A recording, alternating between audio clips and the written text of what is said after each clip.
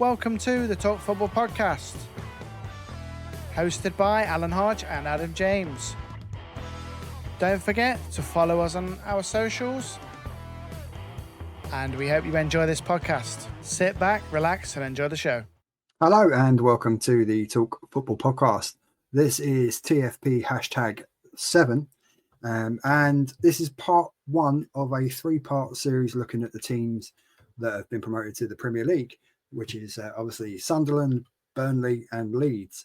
So now that we have had the transfer window finish, we're going to look at, as you can see on the screen, we're going to look at the top ins and outs from each club.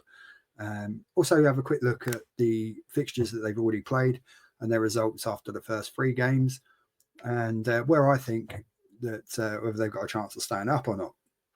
So as you can see, we're starting with Sunderland, and I would say that they had a pretty good window, to be fair.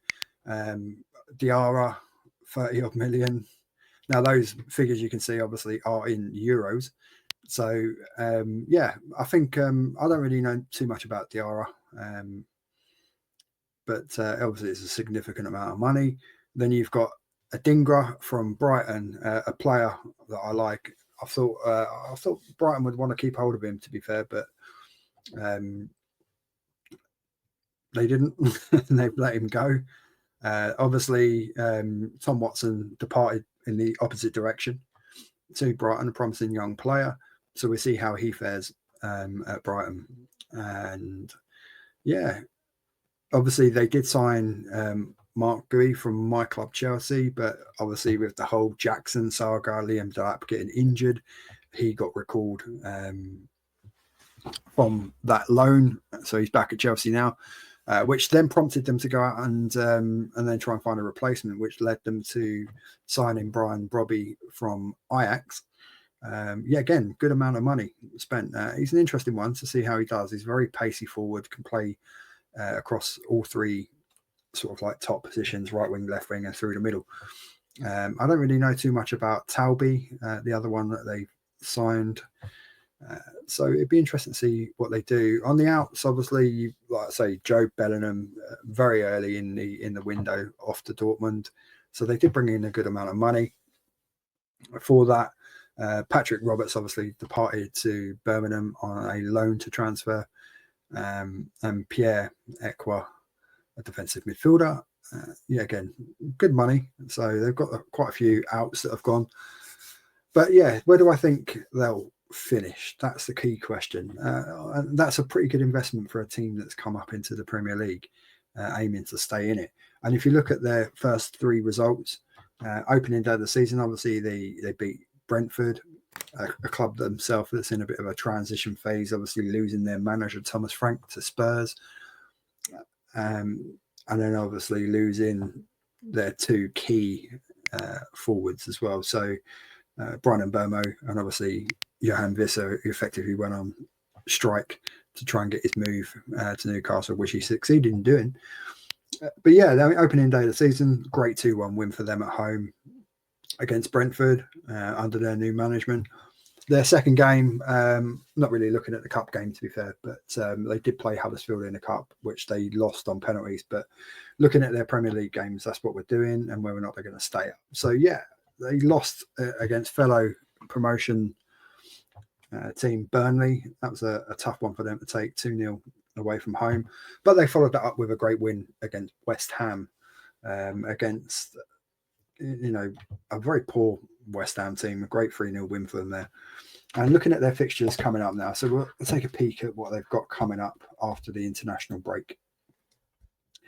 Yeah, so tough game away to Palace, but you'd fancy them. Palace have obviously had a bit of a tumultuous transfer window with the whole Mark Guéhi saga, which obviously didn't end up going to Liverpool in the end. Deal fell through because they couldn't get a replacement signed in time. Igor, who they were looking at from Brighton, obviously opted to go to West Ham in the end. So I believe, I don't know how true this is, we can only go on what we hear and read, that Oliver Glasner kicks off and basically said if Mark goes, You take my captain away from me, I'm going. How true that is, we don't know. That's just what is being reported. But yeah, so that'll be a tough game for Sunderland away from home on Saturday the 13th. They follow that up with a home game against Aston Villa. Now, I quite fancy them to take something against that. Villa have, they've had a tough start. Obviously, we don't know quite how the Martinez situation with them is going to roll out, whether or not, obviously, no deal for Martinez went through, so he remains at the club. There is obviously the option of Saudi football and Turkish football because those transfer windows are still open. So we don't know if Martinez will still be at Villa and whether they'll have to continue with their current keeper. So I quite fancy Sunderland to take some points off of Villa there. And then they play away from home at the City Ground against Forest, which on the face of it, you don't really quite know what you're going to get because obviously West Ham went to Forest and won 3-0. So we don't really know what Forest is going to turn up. But yeah, again, tough game. So that's how their September fixtures look for them. And then we look a little bit forward into October. We won't go too far. But they play Man United away, Wolverhampton at home, and then they're away to my club, Chelsea. So we'll see how that works out for them. Hopefully they won't get a win against my club. So we also are, just to point out and mention, I am live down here on TikTok as well. So if anyone in TikTok wants to ask any questions relating to Sunderland, please feel free to do so. I know it is 1 o'clock in the morning that I'm doing this, but still, if anyone's awake and you want to ask a Sunderland question, please feel free to do so. We are going to be live on there while I'm doing all three of these small mini episodes. So when we get to those relevant clubs, people are free to ask questions and I will answer them. But yeah, I quite fancy, I know this is going to sound a bit strange, but given the way Man United are playing at the moment and what's going on there, I quite fancy Sunderland, to pinch something at Old Trafford. I think on the break with the pace that they will have going forward, I do think they will get a win there. So a question I've just had there, what do I think the score will be between Palace and Sunderland? I think Palace will probably nick that one 2-1. I think it will be quite a tightish kind of game, but I quite fancy Palace's front line to do that. I don't know quite how serious. I think Adam Wharton got injured. I don't know how serious his injury is, whether or not he'd be available, whether or not he's pulled out the England squad. I'll have to check that. But I heard that I'm sure I read that he got injured. So whether or not they'll have him available and whether or not Mark's headspace will be right for him to return and play in that game, I don't know. So there is a possibility maybe Sunderland can get something like that, but I'm going to go for a 2-1 Palace win on that one, on my personal opinion. And then moving back into those October fixtures, I quite fancy them to get something against Wolves at home. And obviously I'm going to back Chelsea, as you would think, to get a victory at Stamford Bridge against them. But I don't think it would be a simple game. They do carry a threat, Sunderland, and they're obviously with 2 wins from 3 games to kick off their Premier League campaign. It's promising. It's nice to get points at the ball.